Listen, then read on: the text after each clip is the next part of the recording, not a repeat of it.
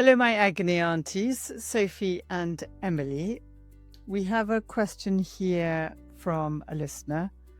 What are some effective strategies for helping siblings of different ages build positive relationships and get along better on a daily basis? I mean, probably one needs to write a book about that. And probably are books about that, I'm sure. There are books about that. But if we sort of break it down to, I guess, the age, developmental age difference, the birth order difference, sibling rivalry, and come up with a few ideas.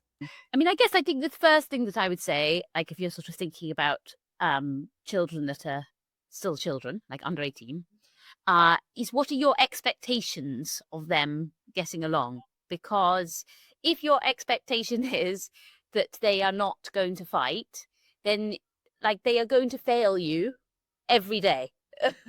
And so I think one thing I would start with is all siblings fight. So there's a part of it that is just about normalizing it. Is like normal, like of course they fight. They are fighting really with each other, but really they're fighting over you. And that's intensified. Love and attention, isn't it? Yes, they want love and attention, and it's so difficult as a parent, particularly if you're a single parent for whatever reason, and then they're fighting over you even more than if you have two available parents. So one thing is to expect your children to fight each other as just a general rule. They will, and not think that it means you're doing something wrong or they're doing something wrong. It just means that they want love and attention, and they're still sort of figuring out how to get that. And the other person that's the easiest target is the one that is closest in age to them on the whole. So I guess that might be one place to start. Obviously, there's like, if that is a spectrum, isn't it? Like if they're sort of physically punching each other in the face every day, that's really different to like, squabbling. It's not fair. That cookie is bigger than my cookie. Which, like, basically, that will happen every day. Yes. Yeah, which makes me think about, interested in what your thoughts are. But I think, inherent in the question is, how shall I help? And I think sometimes the best thing to do is not to get involved at all. There's a real risk in trying to intervene, in trying to be the one that by accident becomes the person who's trying to make out who's been the good guy here and who's been the bad guy. Like if you're, I feel like I realized quite quickly with my children that most of the fights, they weren't getting down to actually hitting each other, and I needed to step in from a protection point of view. It was best left for them to resolve for themselves, because actually once you step in, because a lot of this is about attention and love with you, when you step in, you up the ante. Because it's like, you're the one who's going to be, who do you pay attention to in that moment? Whose experience do you validate in that moment? Who do you end up saying is criticizing? And then actually, often the child that feels like they were the one that's been told that they've misbehaved by you just feels angrier with the sibling, because now they've been put in the bad box. Do you know what I mean? And it amplifies the problem. Right. And sometimes, obviously, you have to intervene because people are getting hurt or it's just getting too big. But the other thing it can be helpful to remember is that this is your home. You are not in a court. It like the forensic examination of like who right exactly did what at exactly what time and who is like in the wrong and who is in the right is very, very rarely helpful. It's much more helpful to just acknowledge like, okay, I can see that you're both really angry. I can see that, this happened and this happened, without saying like, well, who started it? Who did this first? And then what did you do? I can understand the drive to like figure out what happened and attribute blame, but it just doesn't help. So it's much more helpful to just kind of like name what you see in the situation, like name like that you see two really upset kids, like once you've separated them, once they're not sort of hurting each other. And then the other really hard thing to do is to sort of keep yourself calm. Like Soph says, like once you've got in it, it's like really hard not to feel aggravated. For example, one of my children yesterday got a wooden stamper and chucked it at the other child's head and made like a big lump on their head. And it's really difficult not to be like, oh my God, like what are you doing? So the other part is to try and like maintain a regulated state yourself when possible. But these are all about younger children, not adult children. But... Yes, but the last point of that is, I think often we want, as a parent, wanting to have the conversation there to sort it out and then, but when everyone's heightened, it is not the moment to have the reflective conversation. This is true, I would say, of adults and of children.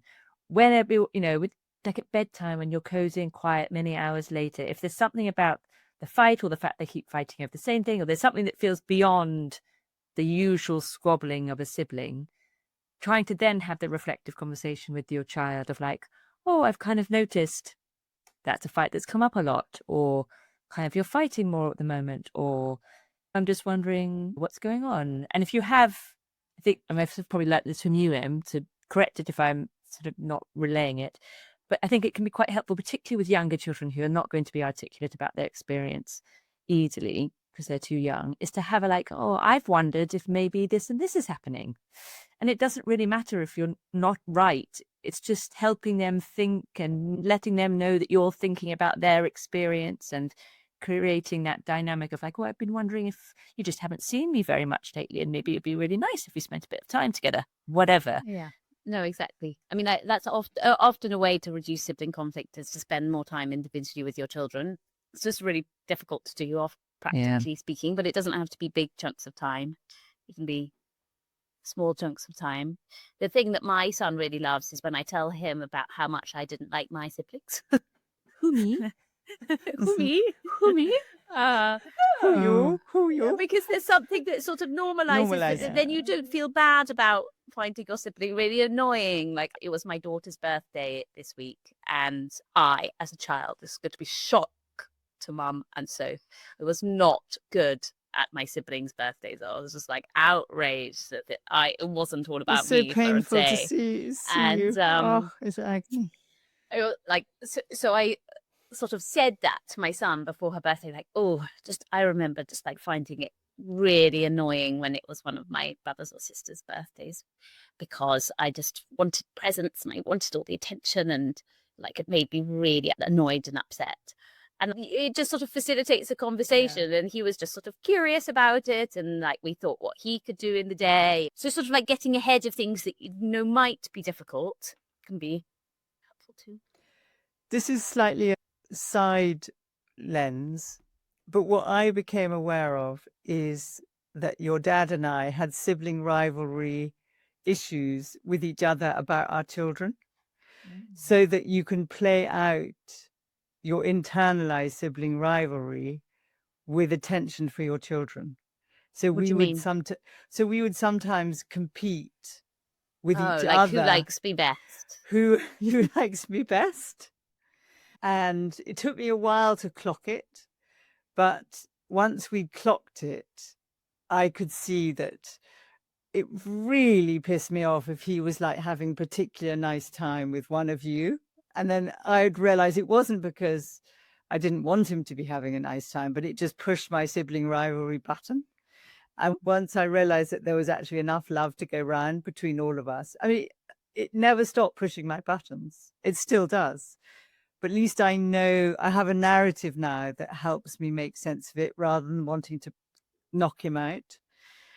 And we can tease each other about it. If one of you rings him, doesn't ring me, there's that whole... So I think it's always worth looking within yourselves and in your other relationships how sibling rivalry can play out. What you were like with your siblings? Yeah. I'd also say, on a really basic level, just don't compare your children. If there was one thing that was almost guaranteed to increase sibling conflict, is to compare them. That's feeding the flames. That's a good tip. And not having favourites. I think that's completely verboten. I often think of sibling rivalry and siblings as little birds in a nest competing for limited resources, and that they peck each other if there isn't kind of abundance. And so I think one of the things for this person asking the question to think about with their siblings, maybe, or with a therapist or with a friend, about, what was the environment you're brought up in? Is it precarity where there isn't enough? Or can you create it so there is this sense of abundance, that there's enough love, there's enough time, the cake is really big, And sometimes you get left out and sometimes you're included, but it comes from a place of enough.